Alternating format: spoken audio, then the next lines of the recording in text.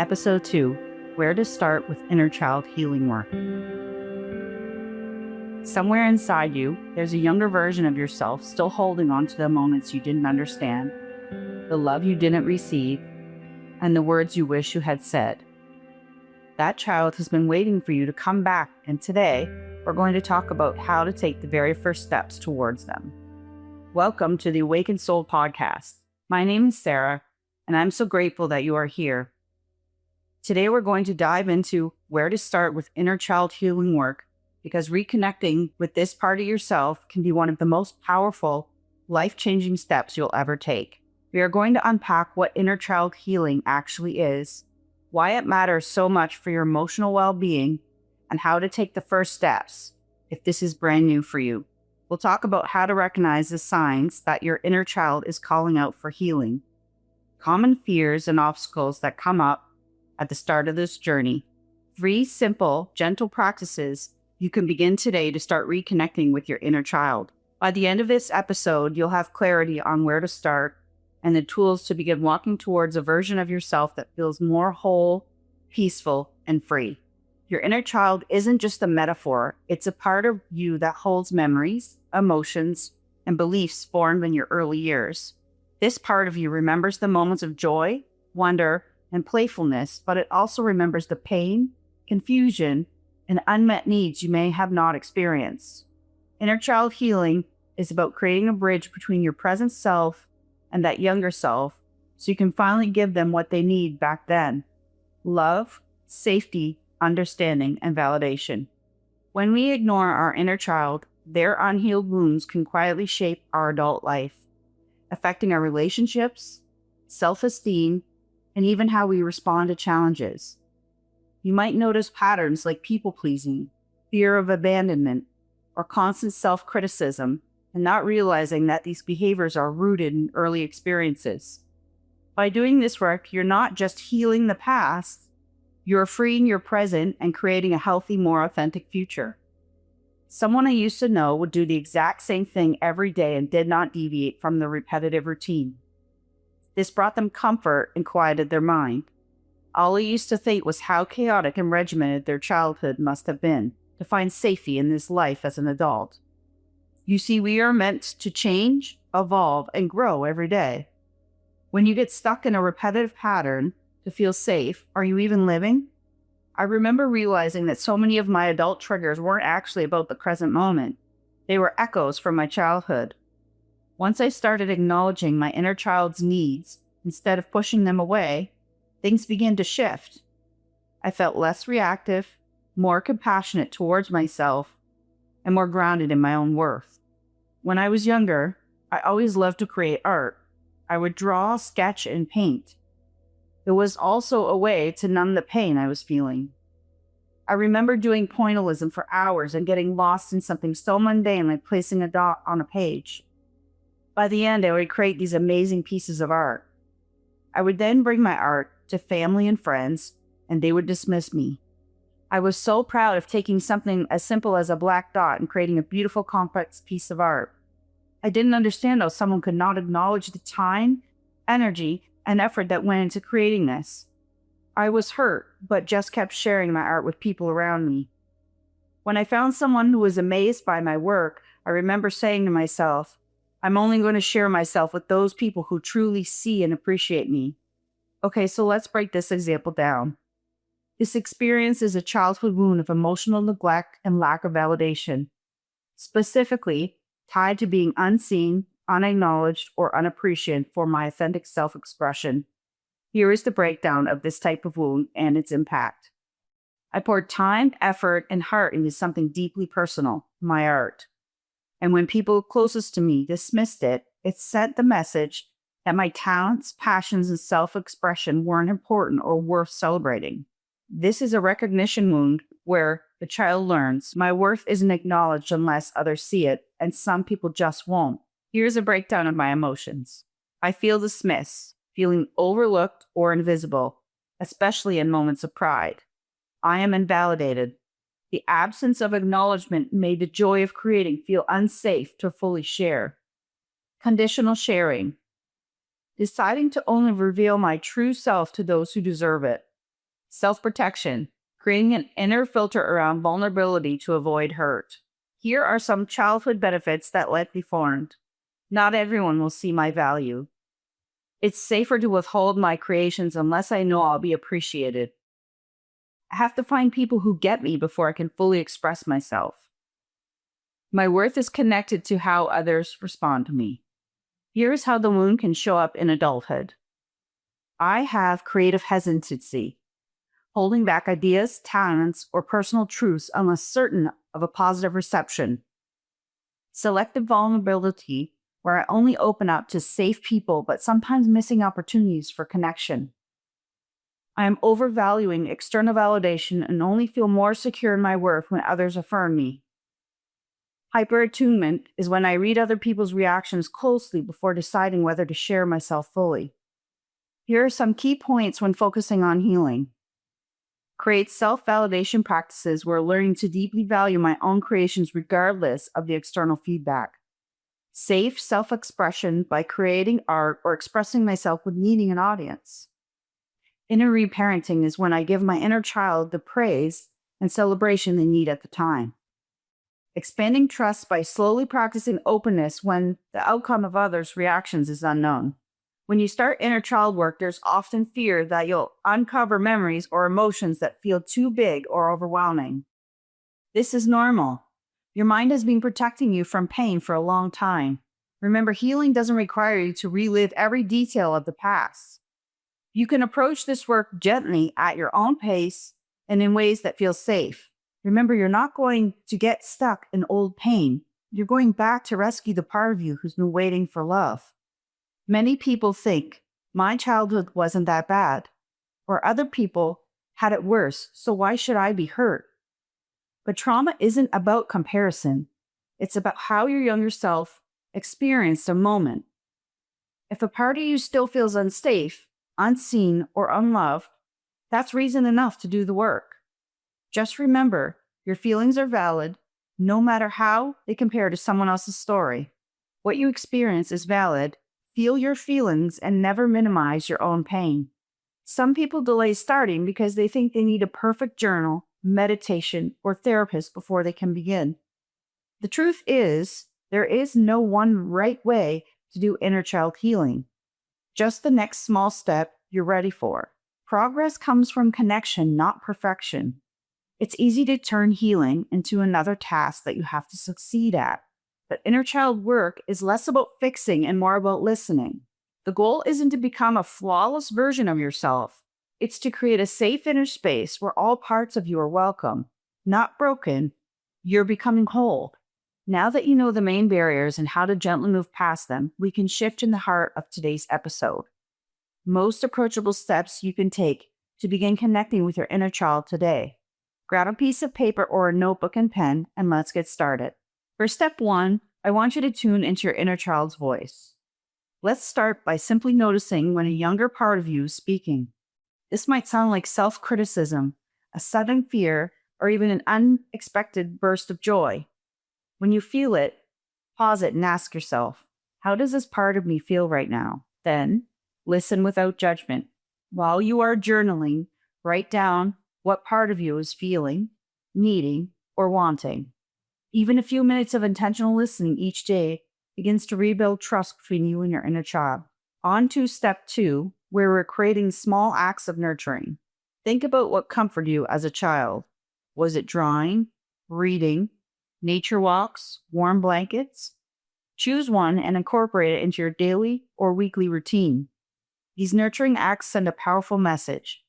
I see you, I care for you, and your needs matter. Over time, this consistency creates a safe emotional environment for your inner child to open up. For example, for many years, I continued to paint and sketch. I never really did anything with my paintings but hang them in my home. They were not masterpieces by any means. I would mix contrasting colors and watch how they flowed together. This simple thing brought me so much joy. If I could visualize one of the paintings for you, it was like finger painting. I would love how 2 colors eventually formed a third. For step 3, let's build safe containers for healing.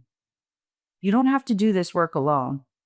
Safe containers like therapy, support groups, or even a trusted friend Help hold space for you as you explore deeper layers of healing. Creative expression, guided meditations, and somatic practices are also forms of containers giving you structure, safe ways to connect. You don't have to do all three at once. Take the step that feels least overwhelming and start there. Inner child healing is a lifelong relationship, not a race. If you're lucky enough to have that one friend who always listens with no judgment, I would consider starting there. I understand not everyone can have access to therapy or support groups. Just know you're not alone and there's someone out there that is willing to help. You just have to start looking.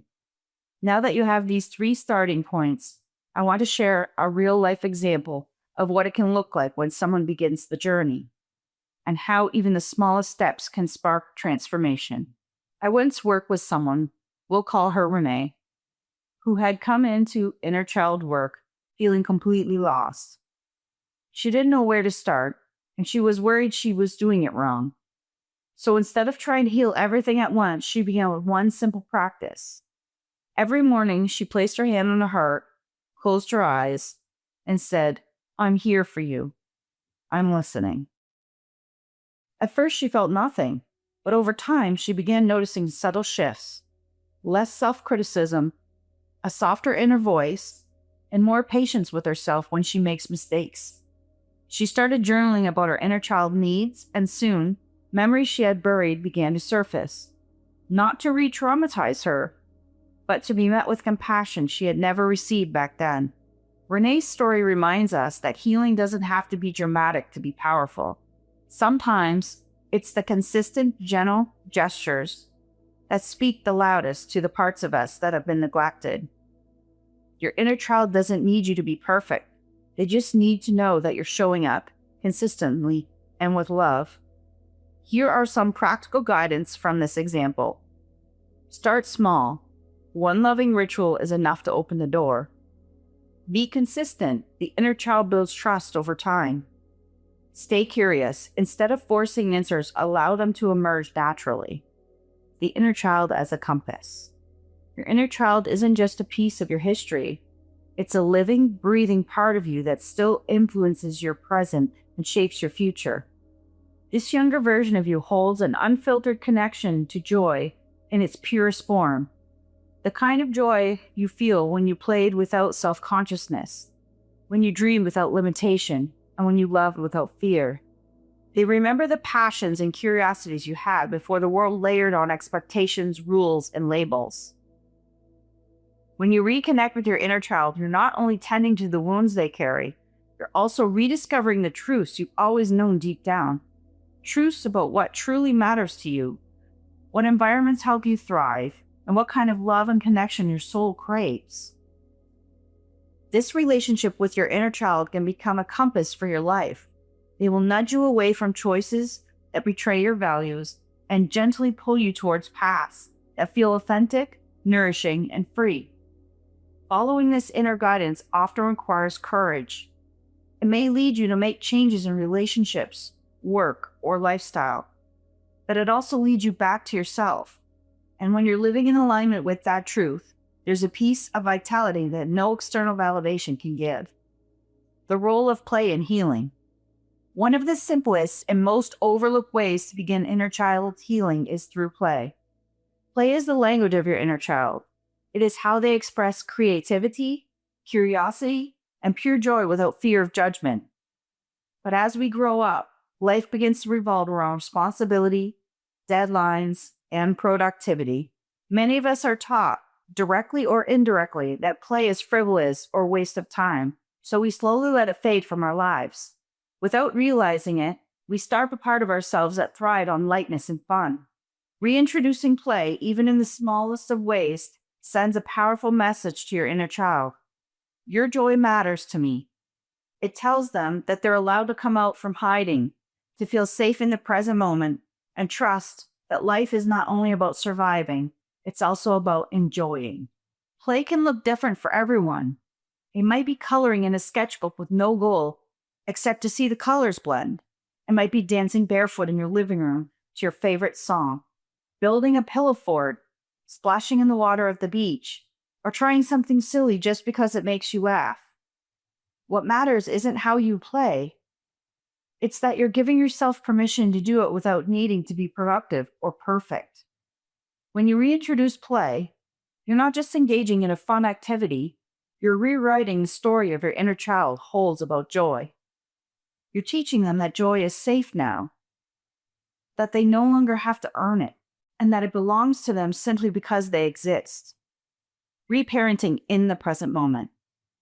Reparenting is at the heart of the inner child healing. It's the intentional practice of giving yourself now what you didn't receive then. It's about stepping into the role of the safe, loving, and consistent caregiver you always needed. When you reparent yourself, you become both the protector and the nurturer of your inner child, meeting needs that may have been overlooked, dismissed, or denied in the past. This might look like speaking to yourself with kindness instead of criticism, especially in moments when you make a mistake. It could mean setting boundaries with people or situations that drain you, even if it feels uncomfortable at first, because your emotional safety matters.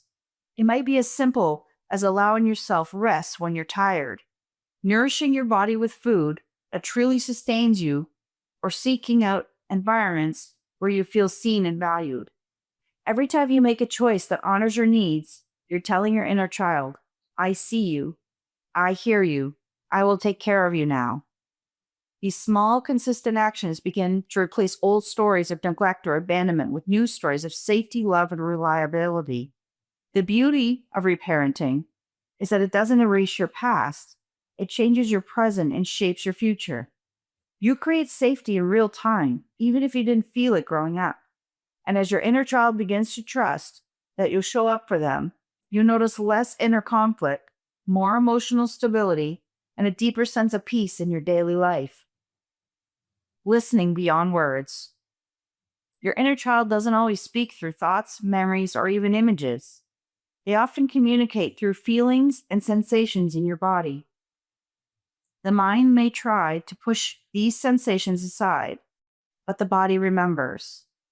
The sudden knot in your stomach before a conversation, the tightness in your chest when someone raises their voice, or the lump in your throat when you're about to speak your truth.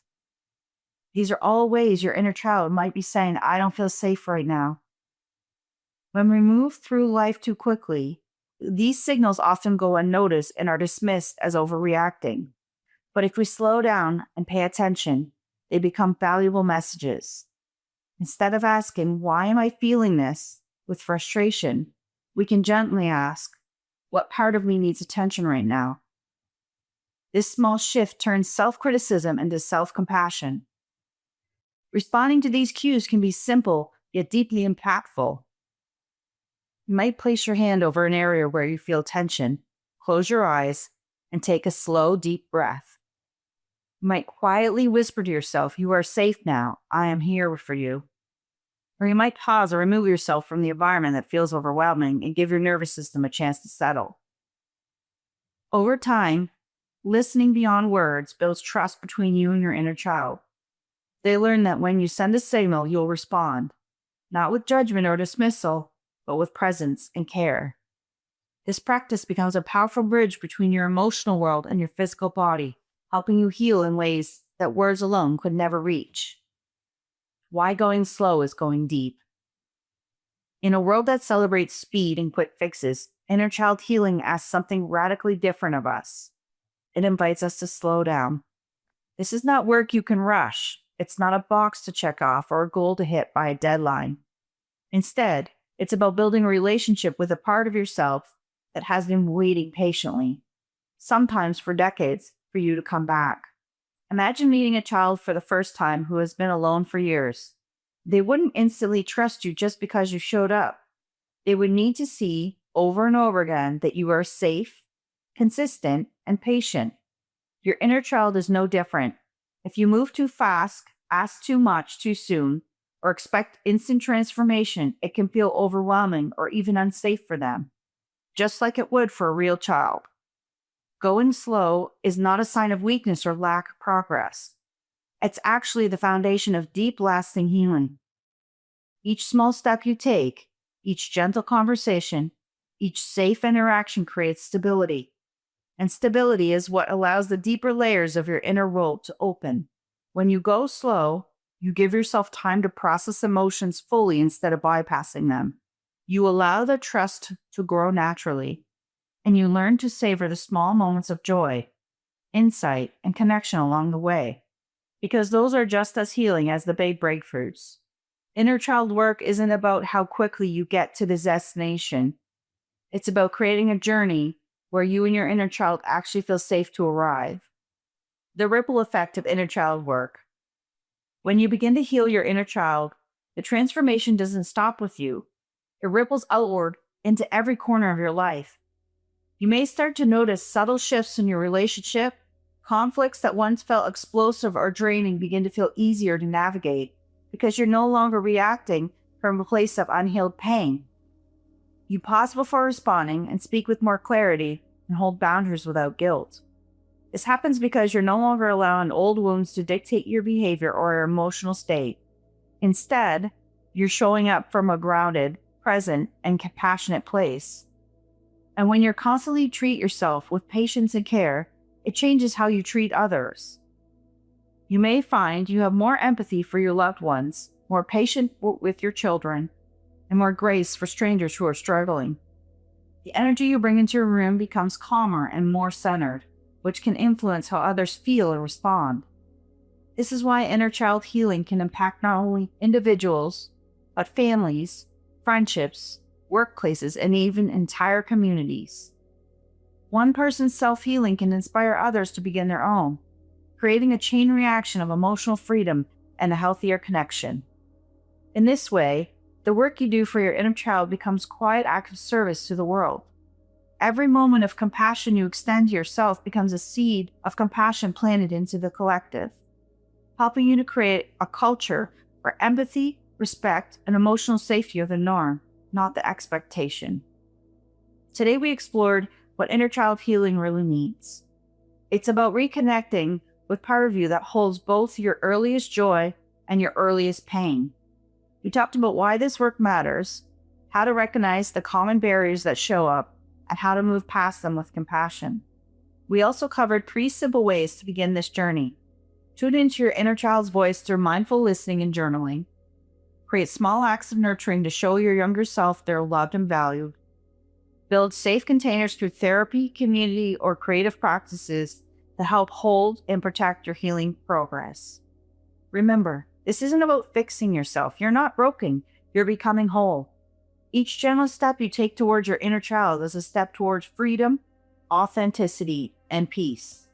In our next episode, we'll explore the different types of empaths. We'll talk about how each type experiences energy, the unique gifts they bring, and the challenges they often face in relationships and daily life.